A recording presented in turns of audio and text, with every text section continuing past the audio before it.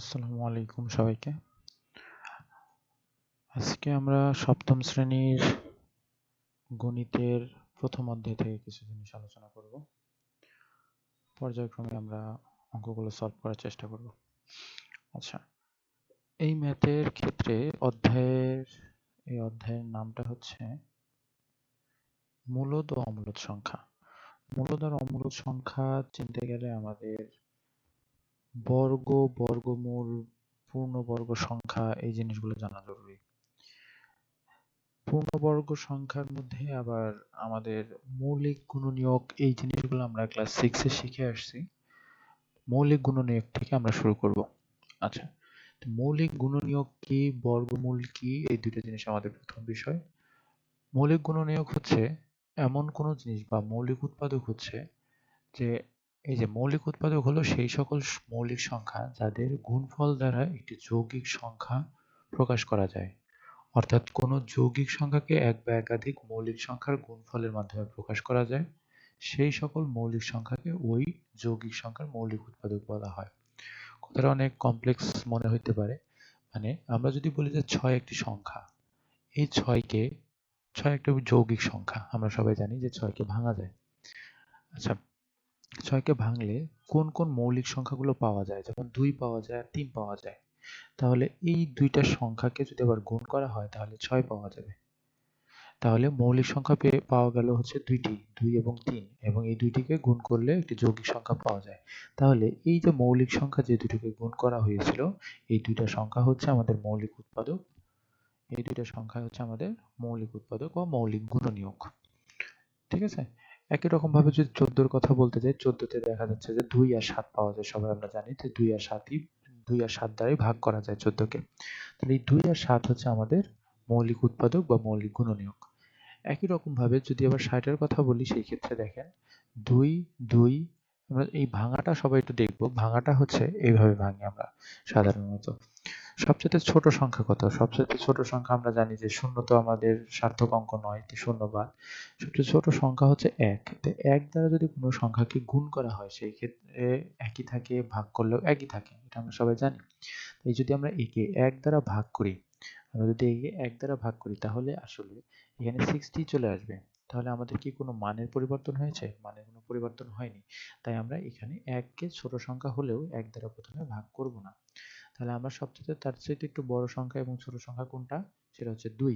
2 দ্বারা ভাগ করলে মানের পরিবর্তন হয়, এবং আমরা এই যে মৌলিক উৎপাদক বা মৌলিক গুণনীয়ক বের করার সময় সবসময় প্রথমে 2 দ্বারাই ভাগ করার চেষ্টা করব। যদি 2 দ্বারা ভাগ করা যায় তাহলে 2 দ্বারাই ভাগ করব। যদি 2 দ্বারা ভাগ করা না যায় সেক্ষেত্রে আমরা পরবর্তীতে 3, 4, 5, 6 এইভাবে কন্টিনিউ চলতে থাকবো। ওকে, 2 দ্বারা যদি ভাগ করি সেক্ষেত্রে হবে 30। 30 কে আবার 2 দ্বারা ভাগ করা যায়। 2 দ্বারা ভাগ করলে হয় 15। 15 কে 2 দ্বারা কি ভাগ করা যায়? প্রথমেই আমাদের কাজ হচ্ছে 2 দ্বারা দেখতে হবে যে 2 দ্বারা ভাগ করা সম্ভব কি সম্ভব না। তো এই ক্ষেত্রে আমাদের 2 দ্বারা ভাগ করা সম্ভব না, তাই আমরা কি দেখব যে 3 দ্বারা ভাগ করা সম্ভব কি সম্ভব না। তো আমরা দেখতে পাচ্ছি 3 দ্বারা ভাগ করা সম্ভব। 3 দ্বারা ভাগ করলে এখানে 5 আছে। 5 ও একটা মৌলিক সংখ্যা আমরা জানি। তার মানে এই ক্ষেত্রে আমাদের কি পেলাম? 2, 2, 3, 5। এটাই হচ্ছে আমাদের মৌলিক উৎপাদক বা মৌলিক গুণনীয়ক। ওকে, আশা করি আমরা বুঝতে পেরেছি এই অংশটুকু। যদি বুঝতে না পারি একটু ভিডিওটা পিছনে নিয়ে গিয়ে আবার দেখলেই আশা করি বুঝতে পারবো। এক্ষেত্রে আরেকটা জিনিস, আমাদের অঙ্কগুলো একটু দেখি। অঙ্কগুলোর মধ্যে আমাদের কি বের করতে বলা হয়েছে? বের করতে বলা হয়েছে হচ্ছে মৌলিক গুণনীয়কের সাথে বর্গমূল। আচ্ছা, বর্গমূল, পূর্ণবর্গ সংখ্যা, এই জিনিসগুলো একটু আমাদের জানতে হবে। বর্গমূল, বর্গমূল অর্থাৎ আমি যদি এদিকে একটু বলি, যেমন আমরা জানি যে কোনো একটা সংখ্যা, ধরেন বললাম 2, 2 কে যদি 2 দ্বারা গুণ করা হয় সেই ক্ষেত্রে হবে হচ্ছে 4। ঠিক আছে? একে আমরা যদি বর্গমূল করি এমন কোনো সংখ্যা দ্বারা, একে ভাগ করতে হবে যেই ক্ষেত্রে দুইটাই একই সংখ্যা হয়। যেমন একে যদি বর্গমূল করা হয়, এইখান থেকে আমার আসবে 2, √4 কে বর্গমূল করলে হবে 2। একইভাবে আমরা যে সংখ্যাগুলো চিনি, যেমন 1, 2, 3, 4, 5, 6, এই প্রত্যেকটা সংখ্যাকে যে একই সংখ্যা দ্বারা গুণ, অর্থাৎ যদি স্কয়ার করা হয়, স্কয়ার মানে কি একই সংখ্যাকে দুইবার গুণ, এই যে 2 গুণন 2, 3 গুণন 3, 4 গুণন 4, 5 গুণন 5। যেহেতু আমরা ক্লাস 6 এ এই সকল জিনিস কিছু না কিছু আমরা পড়েছি, তাই আমি সকল কিছু অত ভেঙে বলতেছি না। 1 কে স্কয়ার করলে মানে এর মানে কি x স্কয়ার, 1 কে স্কয়ার করলে হয় 1, 2 কে স্কয়ার করলে হয় হচ্ছে 4, 3 কে স্কয়ার করলে হয় 9, 4 কে স্কয়ার করলে হয় 16, 5 কে স্কয়ার করলে হয় 25,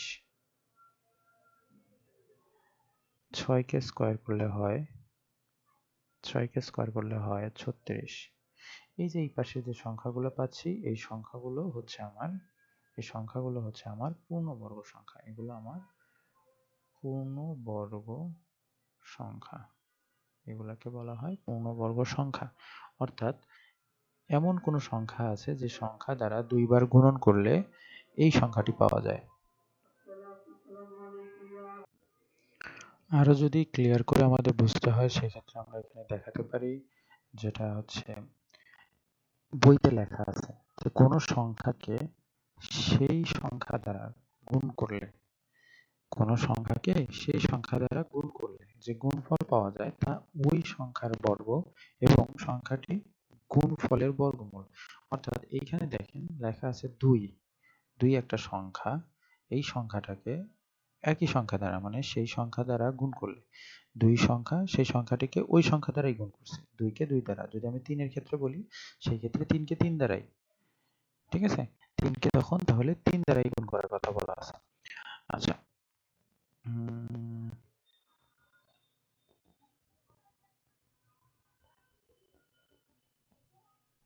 3 কে যদি 3 দ্বারাই গুণ করা হয় সেই ক্ষেত্রে দেখা যাবে যে 9 পাওয়া যায়। তাহলে 3 এর বর্গ হচ্ছে 9 আর 9 এর বর্গমূল হচ্ছে 3। 9 এর বর্গমূল হচ্ছে 3। বুঝতে পারছি আশা করি।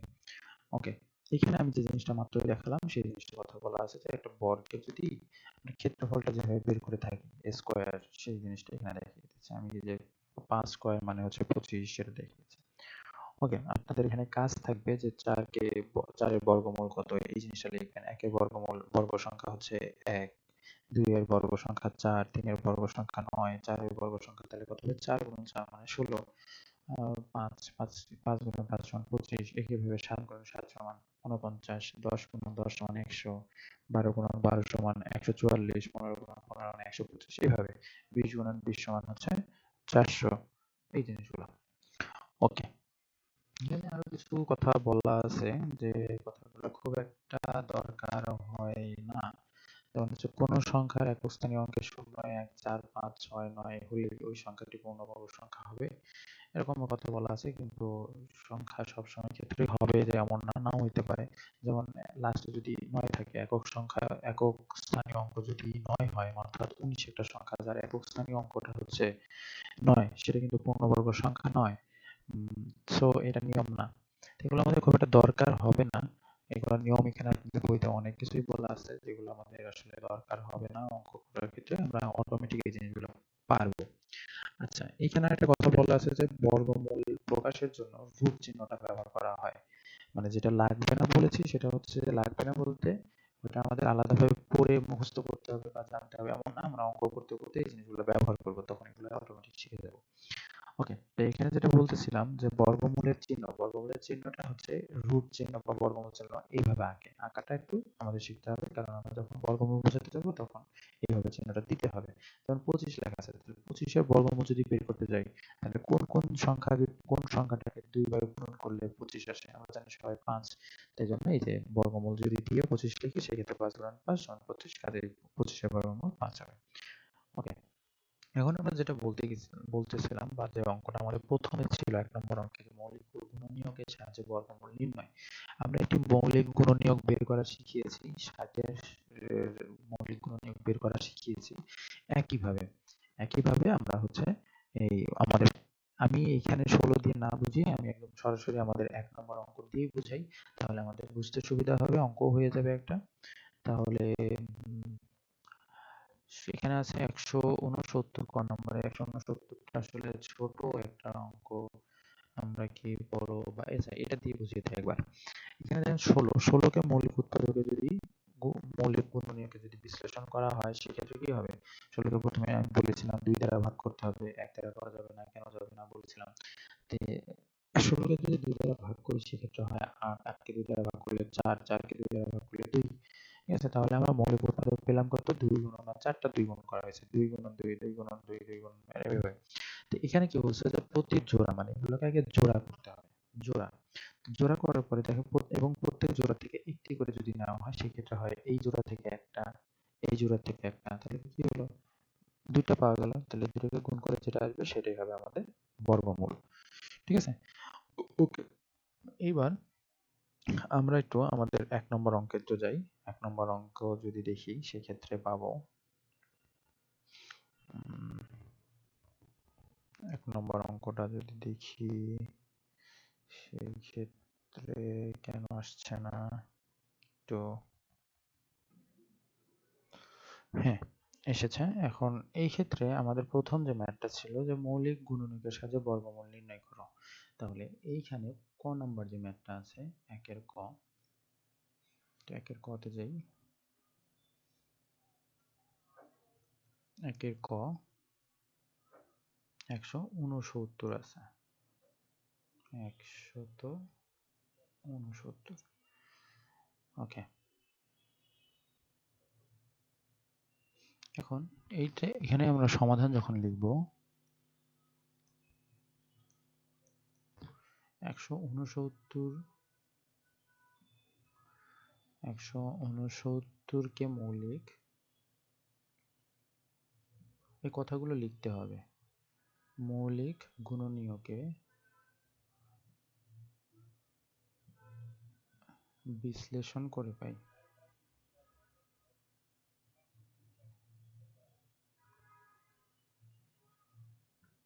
বিশ্লেষণ করে পাই। এই বিশ্লেষণটুকু আমরা পাশে রাফ আকারে দেখাবো। রাফ লেখারও যে খুব একটা দরকার আছে এমন না, না লিখলেও হবে। আচ্ছা, এটার প্রথম কাজ আমরা 6 এ কিন্তু বিভাজ্যতার অনেক সূত্র শিখেছিলাম যে লাস্টে কত থাকলে যেমন ২, ৪ আর ৬, ৮ এরকম থাকলে ২ দ্বারা ভাগ করা যায়, ৩ দ্বারা কিভাবে ভাগ করা যায়, ৪ দ্বারা কিভাবে ভাগ করা যায়, এই জিনিসগুলো কিন্তু আমরা 6 এ সবাই শিখে আসছি। সো এই সংখ্যাটা কি ২ দ্বারা ভাগ করা যায়? না, ২ দ্বারা ভাগ করা যায় না। ৩ দ্বারা কি ভাগ করা যায়? সবগুলো যোগ করেন, যোগ করলে কত হয়? ১০, ১৬, ১৬ ৩ দ্বারা ভাগ করা যায় না, তাই এটা যাবে না। ৪ দ্বারা এটুকু যায়, এটুকু যায় না। ৫, ৬, ৭, ৮ এভাবে যদি দেখতে থাকি, আমরা এইটাকে ৭ দ্বারা যায় না, ১০ দ্বারা যায় না, ১১, ১২, ১৩ দ্বারা ভাগ করা যায়। ১৩ দ্বারা ভাগ করলে ১৩ কি ১৩, ৩, ৩ ১৩ ৩৯। তাহলে এখানে কি পেলাম? ২টা ১৩ পেয়েছি। ১৩ একটা মৌলিক সংখ্যা, তাই একে আর ভাঙা যাবে না। ওকে? আচ্ছা, আমরা এখানে ভাগ যেগুলো করব সাধারণত এগুলো সব মৌলিক সংখ্যা দ্বারা ভাগ করার চেষ্টা করব। এগুলা মৌলিক সংখ্যা দ্বারা ভাগ করব। ওকে, তাহলে এটাকে বিশ্লেষণ করলে আমরা পেয়েছি ১, ৬, ৯ সমান ১৩ গুণন ১৩। আচ্ছা, এটাকে যদি জোড়া আকারে লিখতে চাই সেক্ষেত্রে একটাই জোড়া হবে। তাহলে প্রতি জোড়া থেকে যদি নেই, প্রতি জোড়া থেকে একটি করে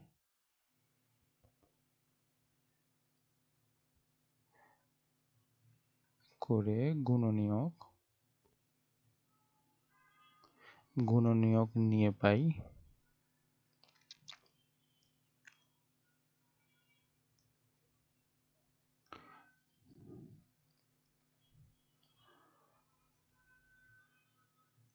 ১৩। ঠিক আছে? অতএব ১৬৯ এর বর্গমূল সমান ওই যে রুট চিহ্নটা ১৬৯ সমান ১৩। ওকে, এটাই অ্যান্সার। একইভাবে যদি পরবর্তী অঙ্কগুলোও করি সেই ক্ষেত্রেও আমরা একই কথাই থাকবে। আমি যদিও মুছে লিখিয়ে দেখাবো। আচ্ছা, আমরা যদি এখানে কোনটা করি, গ নাম্বারটা যদি করি ১৫, ২১, ঠিক আছে? এটা হচ্ছে গ নাম্বার অঙ্ক যদি করি সেক্ষেত্রে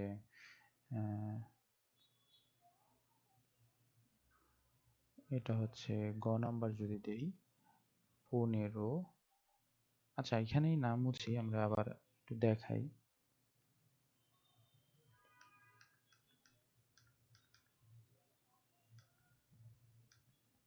ওকে, আমরা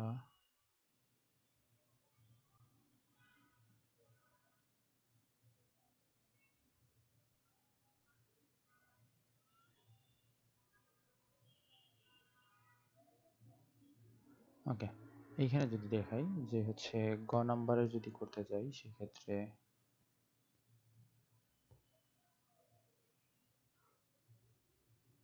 গ নাম্বার ছিল 15 21, তাহলে কথাগুলো সেম হবে। এখানে শুধু লিখবেন যে 15 21 কে মৌলিক গুণনীয়কে বিশ্লেষণ করে পাই, তাহলে আমার এই পাশে আমার মৌলিক গুণনীয়কে দেখাতে হবে এই অংশটুকুতে আমার মৌলিক উৎপাদক দেখাতে হবে। ওকে, 15 21 কে যদি আমরা মৌলিক উৎপাদকে ভাগ করি তাহলে প্রথমে আমরা ভাগ করতে হবে 2 দ্বারা, 2 দ্বারা তো ভাগ যায় না, 3 দ্বারা, 3 দ্বারা তো ভাগ যাবে। কিভাবে বুঝলাম? 5 আর 1 এ 6, 7 8 9, সো 3 দ্বারা ভাগ যাবে। 3 5 15, 0 3 7 21, 5 আর 7 যোগ করলে হয় 12, সো এটাও 3 দ্বারা ভাগ যাবে। তাহলে 3 1 এ 3, 4 5 2 20, 3 6 18, 2 3 9 27, তারপরে 169, 169 কে তো আমরা অলরেডি করেছি, সো আমরা এটুকু জানি এটা কিভাবে ভাগ করতে হবে, 13 গুণন 13। ঠিক আছে, ওকে। এইবার আমরা যদি এই সংখ্যাটাকেও একইভাবে লিখবো যেহেতু, তাহলে এখানে লিখতে হবে কত, যে 15 21 সমান 3 গুণন 3 গুণন 13 গুণন 13। সো এটা যদি আমরা জোর আকারে লিখি বা জোড়া করে লিখি তাহলে আপনারা বুঝতে পারতেছেন সবাই যে কি হবে, এই দুই অংশটুকু একসাথে জোর, এইটা একসাথে জোর। ওকে, তাহলে এটা জোড়া করে লিখি যে 3 গুণন 3 গুণন 13 গুণন 13।